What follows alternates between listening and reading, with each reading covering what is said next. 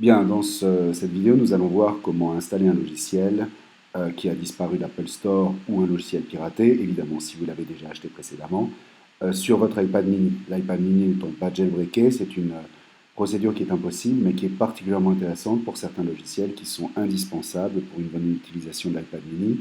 Je pense à certains logiciels vidéo qui ont disparu suite à certains problèmes avec Dolby, qui a interdit l'utilisation de l'AC3 comme codec audio.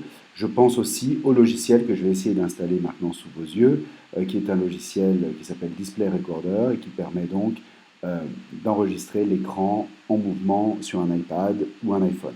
C'est un logiciel qui m'intéresse, qui est particulièrement intéressant pour moi d'avoir, pour pouvoir faire des vidéos filmées sur l'iPad directement a posteriori. Donc j'ai ici le logiciel InstaSign, que je lance ici.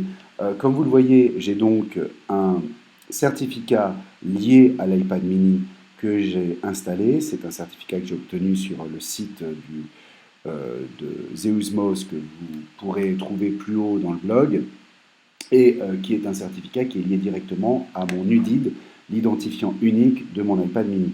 Il me suffit donc de prendre l'IPA que j'ai trouvé sur Internet très simplement, que je mets donc sur InstaSign, je l'ai glissé, il est maintenant prêt à lancer la procédure de resignage de cet IPA en fonction du certificat qui est installé, qui est donc un certificat unique de mon iPad mini, et qui pourra donc après permettre l'installation simple et efficace de cet IPA directement depuis iTunes.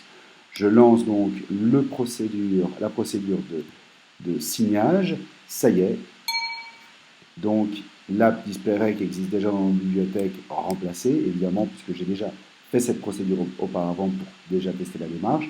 Vous noterez que de toute façon, le logiciel apparaît maintenant resigné dans un dossier qui est sur le bureau.